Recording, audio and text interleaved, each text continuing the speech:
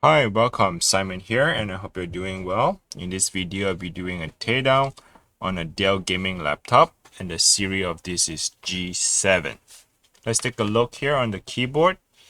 This is how it looks like. It says Dell G7 15. The power button is here, and this is the layout of the keyboard. And it runs on an Intel i7. This is the 9th generation with the NVIDIA RTX gaming graphics card. Let's turn it around. I'll show you the model number. If you take a closer look, it says model P82F 5100 or P82F 001. And let's go ahead and take a look at it. So the first thing I like to do is, before I remove the screws on the back panel, let's go ahead and give me a like if you feel like the video is helpful. Subscribe to the channel if you haven't, and let's get into it. I think the screws is a bit too small. Let's get a smaller screwdriver. This is the Phillips screwdriver. Go ahead and remove them.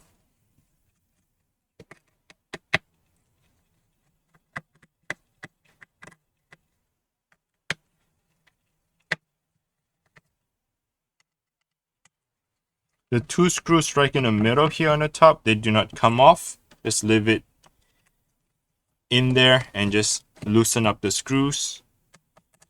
Looks like the rest of other screws can just come right off.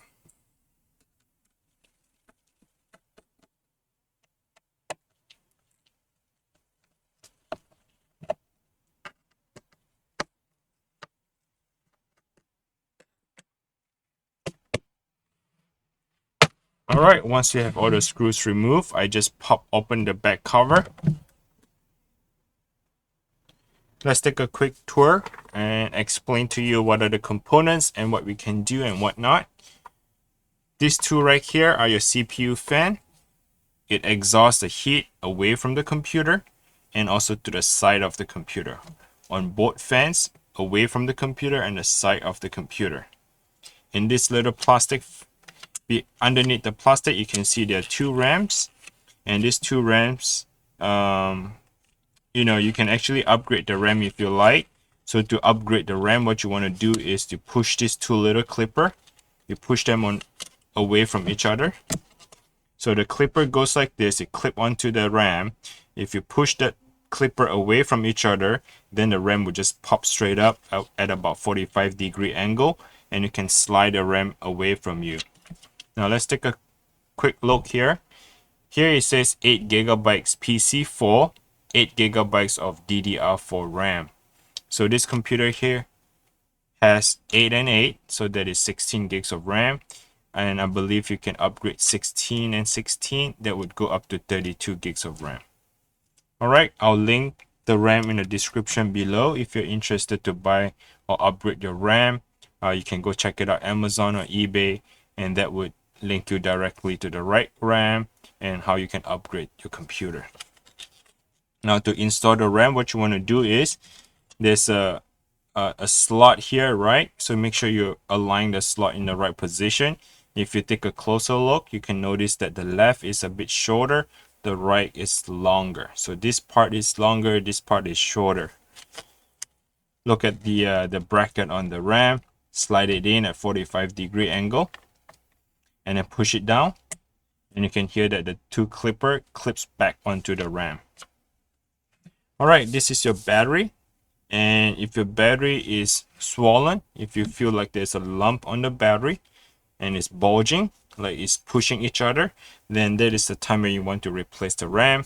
Or if you experience the RAM is not the battery, what am I talking about? It's not the RAM, it's the battery. So if you experience the battery is not holding the charge, then more likely you need to replace the battery. Now to go ahead and replace the battery, let's remove the screws. At the same time, if you feel like your touchpad is it's not clickable, if you feel something is pushing against your touchpad, and it's more likely it's coming from the battery. Why is that? Because right underneath the battery is your touchpad.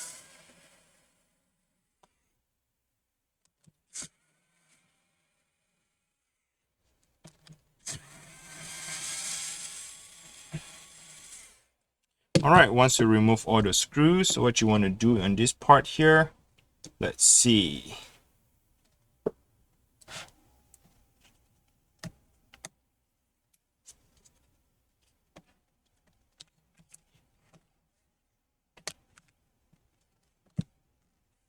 So the battery is like a clip-on.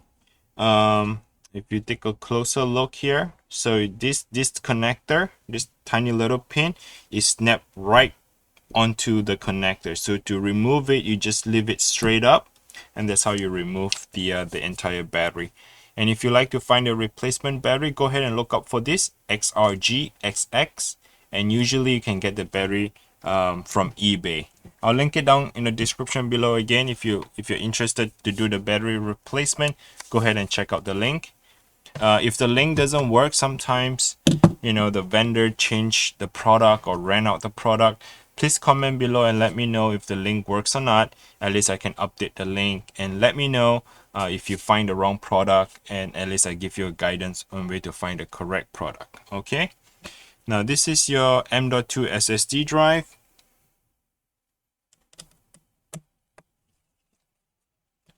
So remove that one screw. I believe it's right here. I don't see it's connected, so yes, it is. So remove the two screws, not one screw. Remove two screws. This heatsink or the bracket come right off, and then once the thing is off, this is your M.2 SSD drive. It holds all your information here. So like your pictures, your documents, your music, everything is held by this tiny little M.2 drive. So if you take a closer look here, it says 512, and let's just say the computer is dead, it's too old, and you're planning to buy yourself a new gaming computer, but you need your information. I recommend you to go ahead and get this USB NVMe M.2 adapter. And what you can do is you can insert the NVMe and then go ahead and get a tape to tape it down. You can't run the USB adapter when the hard drive is facing out like this. It has to be flat like this, right? So what you want to do is you go ahead and get a tape it down. This one is the mini version. Usually the M.2 is long all the way up to the end here, and yeah, they're cutting on the chipset, so that's all right. It's just a longer version or the shorter version, makes no difference. And once you have the USB adapter, you can plug it into any Windows computer, and you can extract your data off of this USB adapter. All right, so again, I made a separate video on how to clone the hard drive. So if your hard drive is too small, if the 512 is not enough space for you, and you're planning to upgrade to like a 1 terabyte, I recommend you to check out the video I made separately just for the cloning purpose, meaning that I can clone the hard drive from a smaller hard drive to a larger hard drive. Go check it out, that video. And once you have the full size NVMe, you can install it right there. It's the same thing to install. You just have to move the bracket, this screw, further down to this slot here, and just install this and put the screws back in, and with the heatsink back on, and that should do it. All right, so let's go ahead and move on to the next process. What I like to do is I like to go ahead and disconnect the Cmos battery. I like to drain the motherboard. On my case, my computer is not turning on, so that is the reason why I'm trying to drain the Cmos and see if I can reset the motherboard on this computer. Now the next step I like to do is to remove the heatsink. Let's go ahead and do that. This very cool looking blue heatsink.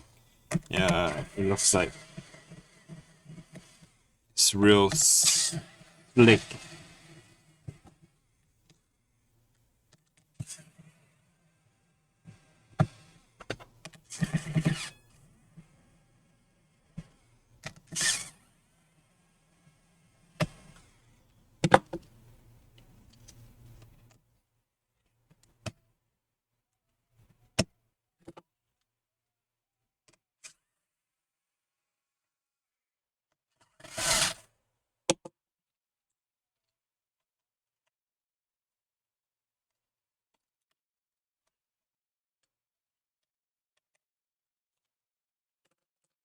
It looks like the screw was already stripped. I wonder what happened to that screw. Well, hopefully I can remove it.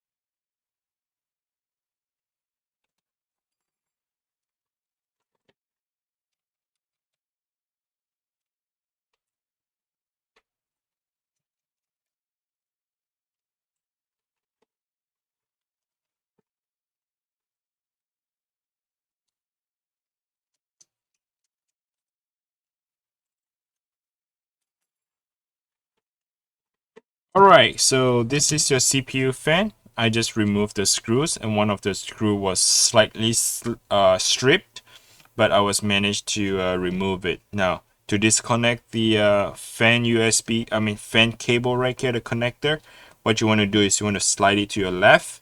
I like to use the push and pull method because I do not want to put a lot of pressure on this tiny little cable here.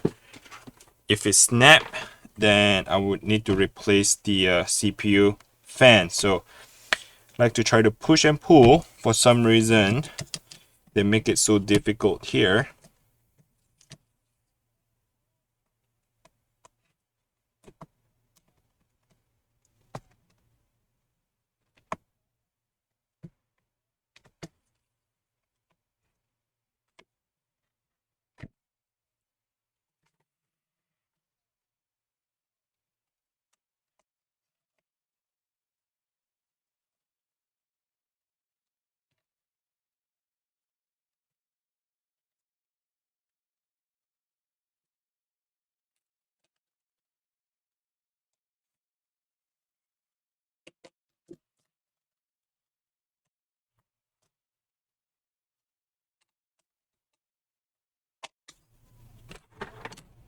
Okay, I had to get underneath it. Let's get back to here. The fan connector. There's no clipper or anything. What it does is it slide in to connect. To remove it, like I said, I like to use the push and pull method.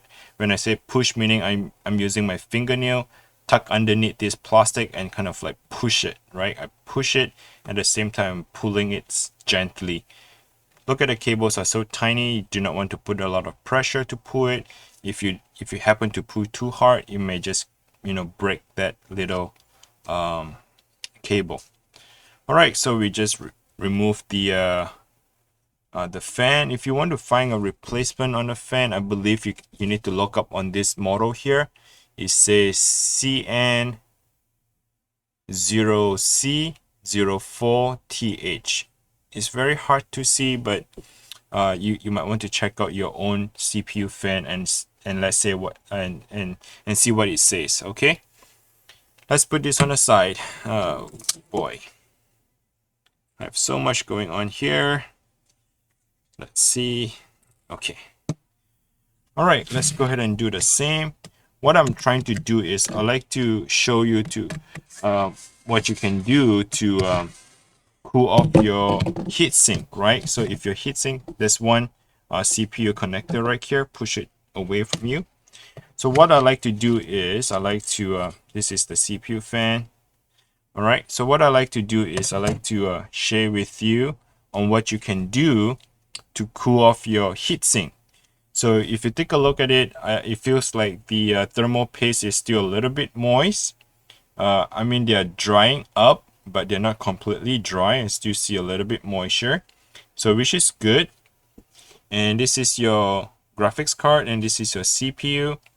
And if you feel like your computer gets hot very quickly or gets hot all the time, and you can feel like the fan goes on a high speed all the time, and you try to cool off the computer, what you want to do is you can replace this. These are what we call the thermal pads, right? The thermal pads are still fresh, and I can see like they are not crackling, they are not sticky, they are just still very in a good condition, except a little bit dry in the thermal paste. But other than that, I'm happy with the with everything here on the heatsink. So what you want to do is you want to get a alcohol wipes and a new thermal paste, wipe down the CPU and the graphics card, as well as on the heatsink. You want to come here and wipe off all this dry thermal paste on the heatsink, and then apply with the new one on it.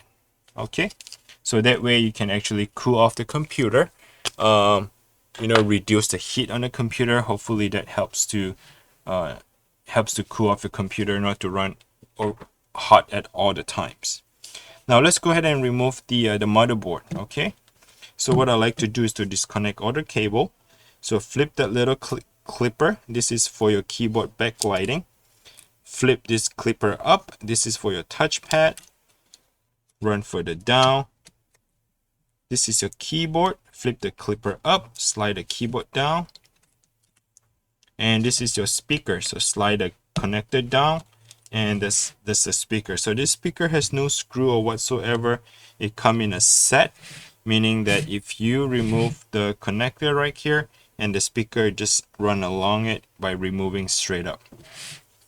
All right, let's move forward with the next step. Is to remove the Wi-Fi card, the NIC card. Black triangle is for the black cable. White triangle is for the white cable. Black is top, white bottom. Pull straight up. Slide the Wi-Fi connector to your left. That's how you remove it. Okay, and this is your DC jack. DC jack means the charging port. So this charging port is replaceable. You can slide the connector to your left. Simple as that. And that's how you remove the DC jack. There's a replacement model here as well. It's a CH0HTKXY. It's very fine print, but this is your DC jack connector. I'll try to link them in the description if I can find the parts so that you can buy them. If you happen to broke the DC jack, then you just need to replace this. All right, so move on to the next part. This is your graphics card. Sorry, this is your what do you call that? The LCD screen. So we need to flip the black cables up. So flip it up and then slide the cable to your right, and that's how you remove the LCD. Now the LCD has a little grounding wire right here. Make sure you remove the screw. Make sure you remove the screw so that the grounding purpose is removed altogether as well. I think we are good to go to remove the motherboard. That's pretty much it, except this little cable here. Flip the clipper up, slide the cable to your left. That's how you remove it. All right, so let's go ahead and remove all the screws that holds onto the motherboard.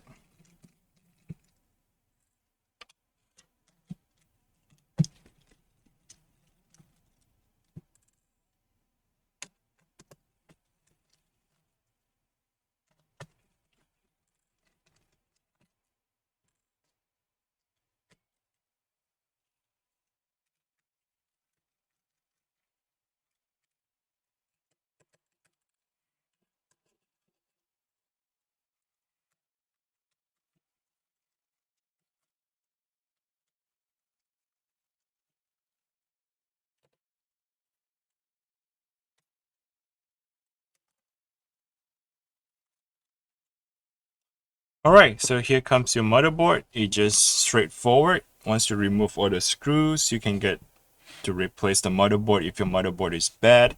And if you're planning to replace the motherboard, you might want to look for this model here. It says VULCAN15-N18E. Vulcan 15-18E. I believe that would be a model number for this one.